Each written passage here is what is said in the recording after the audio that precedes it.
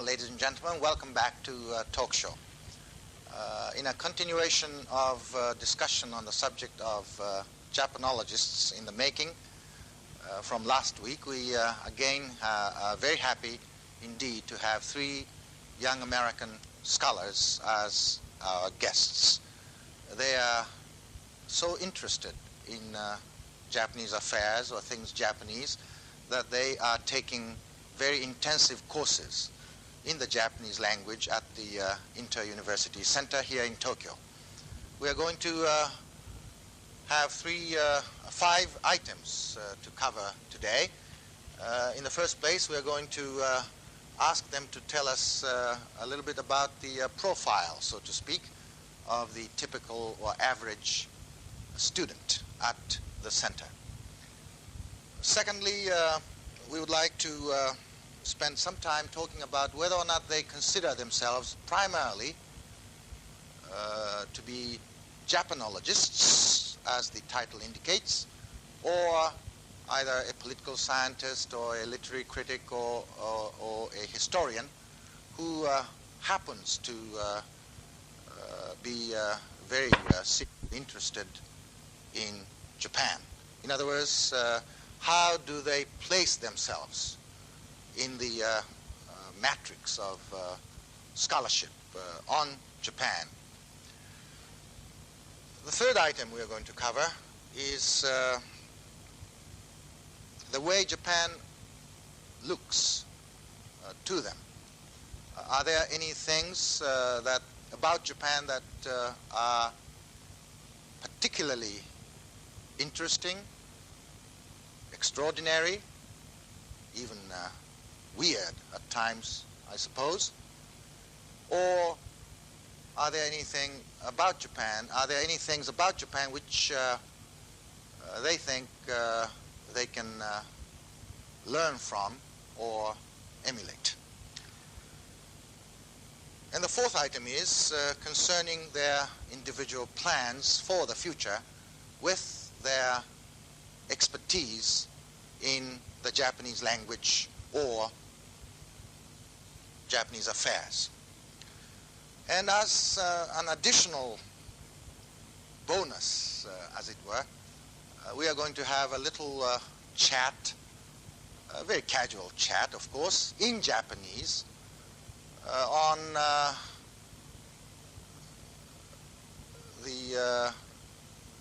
their history of Japanese language acquisition, how they have become so proficient in the Japanese language, which some American professional scholars of Japanese have mentioned that perhaps it is the most difficult language to learn for Westerners. So this is the format that we are going to follow today.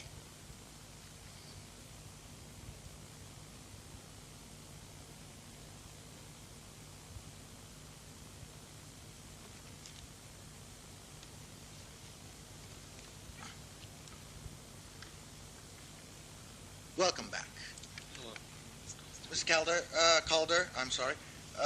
Would you say just a few words of greeting to the audience? Hello, it's nice to be back. Thank you, Mr. Calder from Harvard University.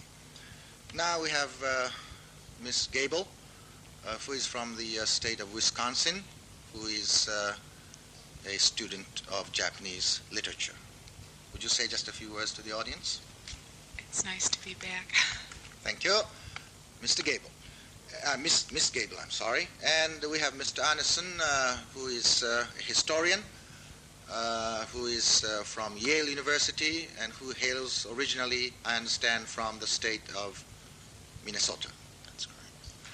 Well, it's nice to be back, and I hope that in the last few minutes of the show you'll bear with us in our inadequacy in Japanese. Thank you very much. Now, the first item we are going to deal with is the profile of the typical or the average student at your center. Of course, you represent perhaps the typical or average participants in the program at the center, but perhaps you can tell us a little bit about some of your colleagues whom you personally know very well and whose academic pursuits or areas of specialization you happen to know fairly well. Would you start? I would think perhaps one of the most distinctive things about the students at the Inter-University Center is that many of them have considerable background on Japan or have spent time in Japan before they came to the center. I'd imagine probably half or two-thirds have lived in Japan in some way before they came to the center itself, and probably the average person has studied Japanese both in the United States and in Japan for about 3 years, I would say, before coming. Ms. Gable, may I assume that most of the students at the center are from the United States? Are there anybody from, say, Canada or the United Kingdom? Or Well, this year, everyone but one person is from the United States. The other person is from England. And so it's mostly for Americans. And as far as what we're studying, I think that there are 12 of us in literature and 6 in history. I know how we break down. But I think those are the 2 largest groups, and then there are varied interests in business and law and linguistics. I see. Are you outnumbered? I'm, of course, talking in terms of the sexes. Yes, I think this year there are more women than there ever have been. But More women? More women than there have been before, I see. but it's still probably maybe 1/3 women as compared to 2/3 men. May I assume, Mr. Anderson, that most of the students are postgraduate students from different American universities? I believe that there is only one student this year who is currently an undergraduate. I'm not sure on that, but there are some who have just graduated from undergraduate institutions and have not yet entered graduate school. I'm not sure. I think there are perhaps 2 or 3 or 4 in that position, and then there are several people who have just completed an MA or are MA candidates, and then PhD candidates. I see. Tell me something about the faculty. Are they mostly Japanese by nationality or some foreign teachers? They're all Japanese. They are all Japanese, except for Ken. Yes. Does Ken Butler teach any course as such? He teaches a special instruction program in Bungotai and also in Kambun. But aside from that, all of the instruction is done by the Japanese faculty. You know, Ken Butler did his doctoral dissertation on the tale of Heike. And according to some of the newspaper accounts that I read, he made a very detailed study of the Heike Biwa reciting throughout Japan. So he is a real professional scholar on the tale of tale of Heike, I'm sorry. Of course, you read the tale of Heike, Ms. I've read Gable. parts of it. Parts of it? I won't claim to have read it all. There is one of the men at the center this year is trying to do a comparative study between the tale of Heike and the Chanson de Roland, the French I see. song. From the standpoint of comparative literature. Comparative literature, but I think Dr. Butler is helping him on that. Oh, is that so? May I so assume that most of the students, who I understand number 33 or 34 currently, would you say that most of them will become Japan specialists in one way or another? Now, by that you mean academic specialists? Yes, academic specialists, yes. The assumption is, I think, that almost all of them will. There are people at the center, however, who there's one person, for instance, who is definitely going to Harvard Business School when he gets back, so he's not obviously going to be an academic specialist.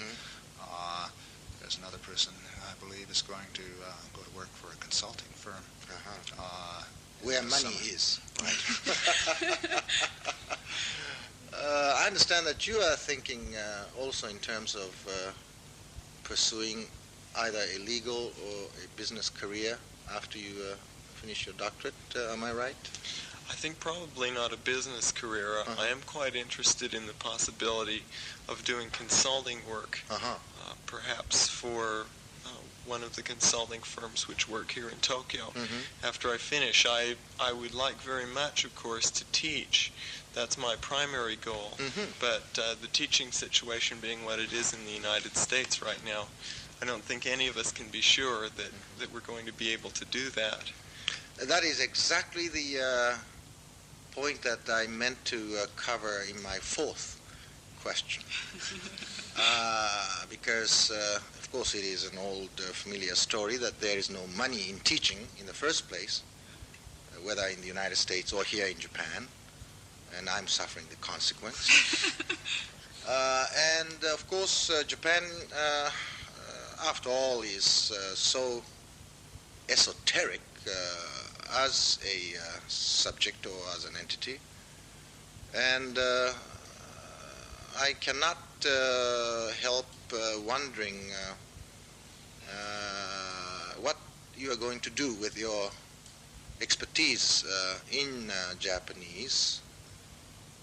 Are there job opportunities available to you after you graduate? Of course, I'm, poking my big nose into, again, personal affairs, but perhaps we can talk about that subject. I think that probably depends to some extent on the particular discipline that we have to be in. In the area of government, for example, Japanese politics is a neglected field in the United States. It wasn't really until the Nixon shocks that American universities began to have specialists dealing specifically with Japanese politics. They would generally have a China specialist who would also teach some courses on the side in Japanese politics without being a real specialist. The Japan Foundation and also the American government has supplied quite a bit of funding lately for the expansion of political science programs relating to U.S.-Japanese relations in the United States. So there are more opportunities for teaching in political science than there are in many fields. And then, of course, there are also opportunities such as the diplomatic corps and also working business for people in political science and also for those in economics. Of course, you represent economics and political science, which perhaps are a little bit more pragmatic than literary studies that you specialize in. And what are you going to do? Well, until I finish my doctorate, it's going to be hard to tell how the market's going to be. But I think that I'm going to have to be prepared to do a number of things.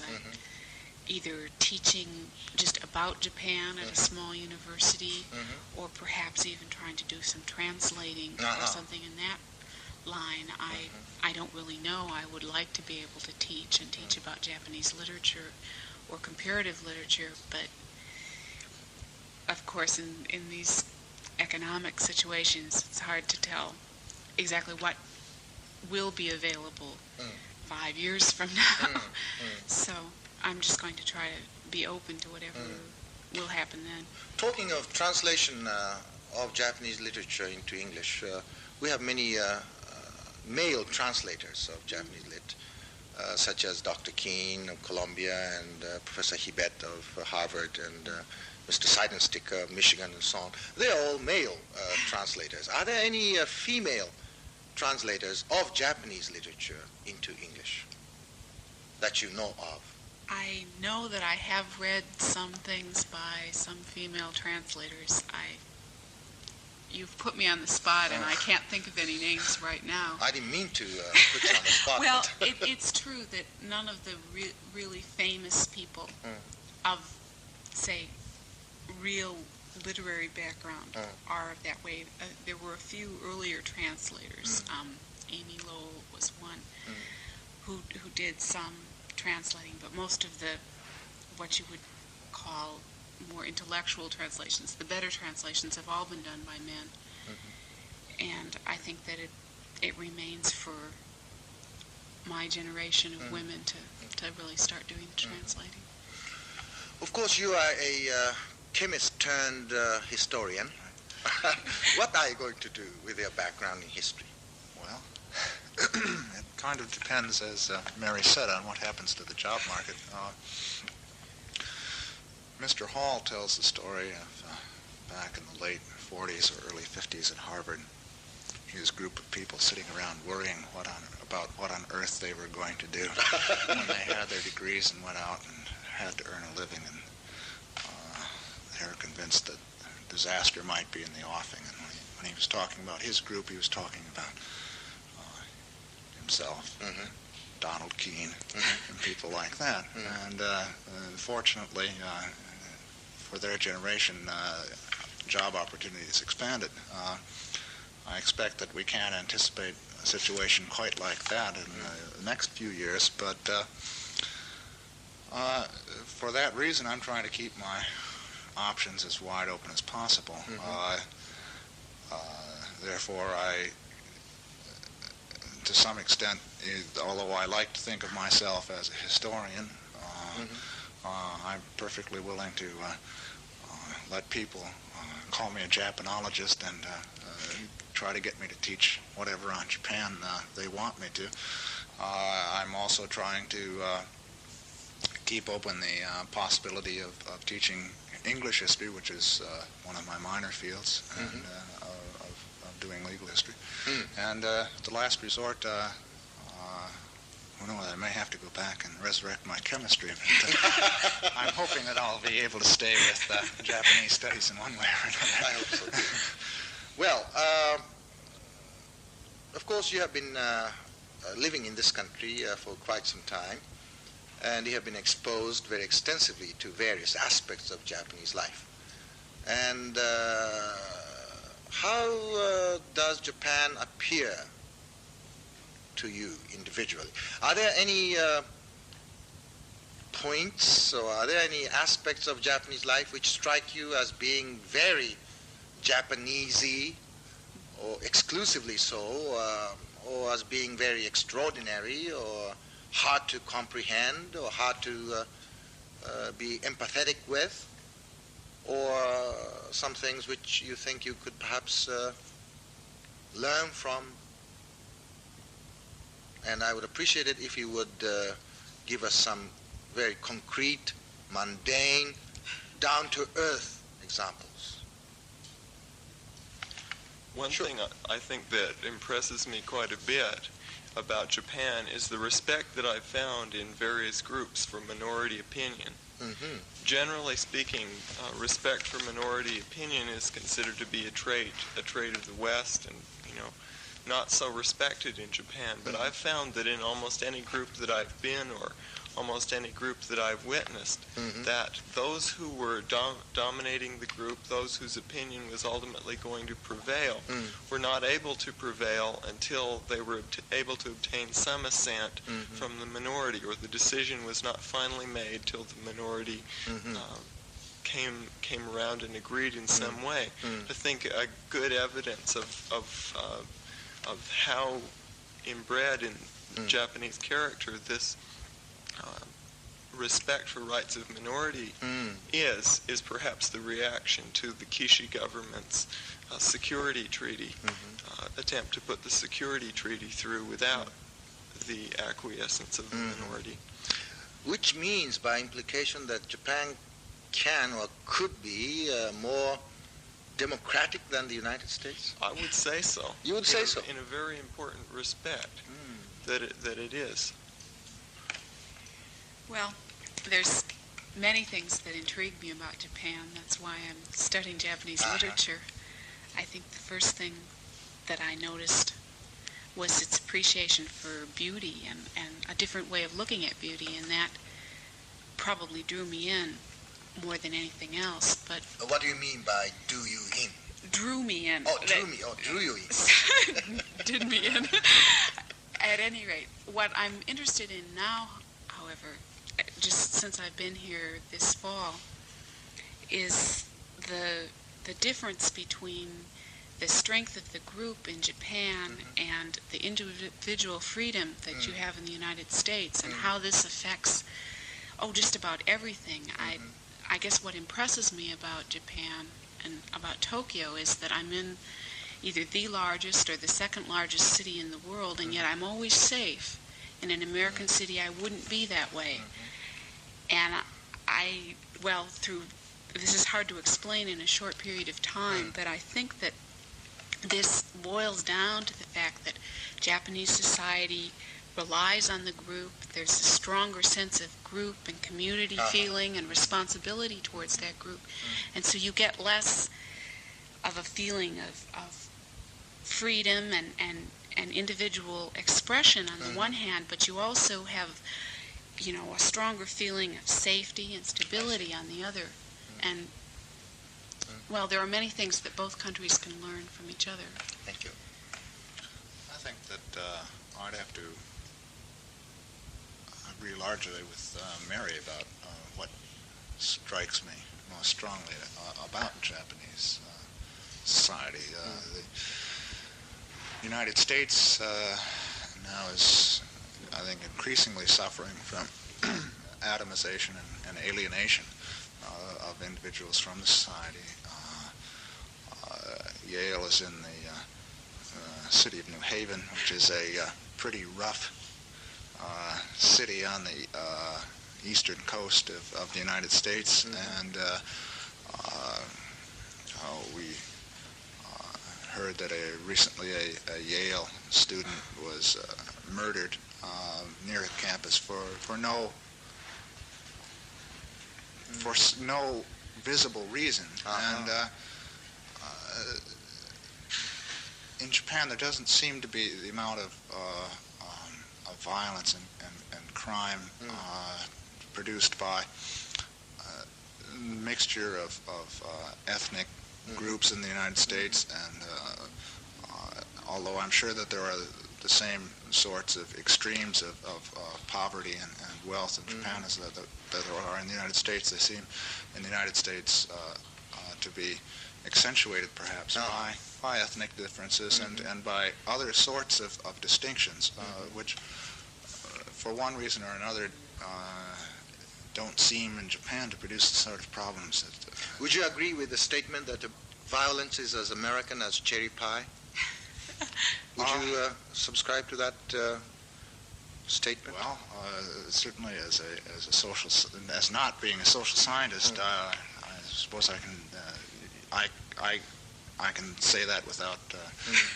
No, I think just as a casual impression of mine as an individual with no particular understanding of social phenomena or anything like that, I'd say that violence is very much a part of Americans. One final question, and in the interest of time, we have to be very brief as far as this item is concerned, and that is, do you consider yourself to be more of a Japanologist or a Japan expert, or, in your case, a political scientist? I think I consider myself to be more of a political scientist, although I have a strong interest in Japan. Japan is the only industrialized nation in the world which is a non-Western nation, and as a consequence of that fact, there are a number of phenomena which for the political scientist and the economist are very important to investigate, which relate specifically to Japan. Literary critic or a Japanese specialist? I'd have to say a literary critic, although I like Japan very much. Historian or a Japanologist? Well, I'd like to think of myself as a historian, but to recount my own history, I got into history through Japan. But I'm prepared to think of myself as a Japanologist if that's what I have to do as well. Because I think any Japan specialist is periodically expected the United States to be able to predict who the next prime minister of Japan is. All right. Now, normally we, at this point in time, as Ziegler put it, I normally give a summary in Japanese. But instead of doing that, instead of following the normal procedure, we're going to have this chat in Japanese as to how you individually have tried to tackle this monster, which is Japanese. 日本語でちょっとねお話し合いを、したいと思うんですけどね。あなたの場合ね、日本語を勉強しておられて一番難しい厄介なのは何ですか？上司の使い方は私には一番難しいと思います。例えば和とがの区別の間によく違います。そうですね。和とがの使い方ね、テニオ派ですね。助詞の使い方が難しい。私たちにとってもね、前置詞、プレポジションの使い方非常に難しいですね。それから冠詞、articles、the、a、zero article、大変難しい。あなたの場合一番厄介なのは何ですか？そうですね。上詞も入っていると思いますけども、一番難しいのは敬語だと思います。敬語。そういう考え方には西洋にはほとんどないので、そうですね。ちょっとやりにくいと思う。そうですか。英語では、もちろん日本語ほどには敬語の区別はありませんね。でも少しはやっぱりあるでしょ。あることはありますけども、日本語のほどには全然そうですね。おっしゃる通り。あなたの場合はね、一番日本語で厄介なのは何ですか？そうですね。上司も難しい、敬語も難しいですけれども、私にとっては話し合うときに、そうですね、日本語の相づちとか強調とか英語のやり方とずっと違いますからね。そうですね。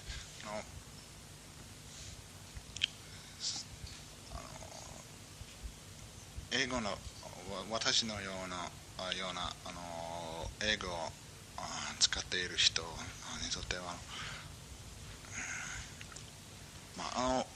強調というのはなるほど。アレさんはなんか古文書のね、古文書の勉強もなさるんでしょ？そうです。古文書は別としてしましたけれど、古文書はもちろん大変難しいです。そりゃそうでしょう。我々にとっても難しいですね。もうほとんど不可能ですよ、読むことはね。そうですね。先生が前におっしゃったように、ある西洋人によると、西洋人にとっては一番難しい外国語は日本語だかもしれないんですけれども、そうですね。話している外国語としては、日本語はそんなに難しくないかもしれないんですが、問題は日本語にとってはいろいろなたくさんの問題があります。そうですね。漢字があります。書き言葉が難しい。そうですね。話し言葉はそんなに難しくない。漢字がなければ、日本語はそんなに難しくないかもしれないですが。何か？日本語の文法は英語の文法より合理的と思う。日本語の文法の方が合理的？なるほどね。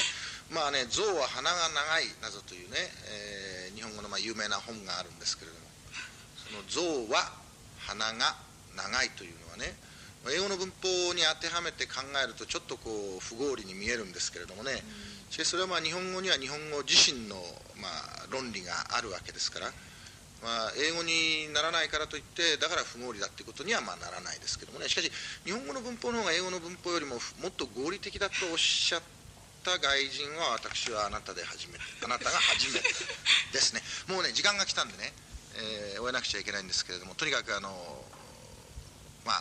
先週とから今週2回にわたってですね、ご協力をいただいて本当にありがとうございました。一つ今後とも日本のためにね、日本のためにというか日本研究のためにですね、さらにこう努力をしていただきたいと思います。本当にありがとうございました。こちらこそ。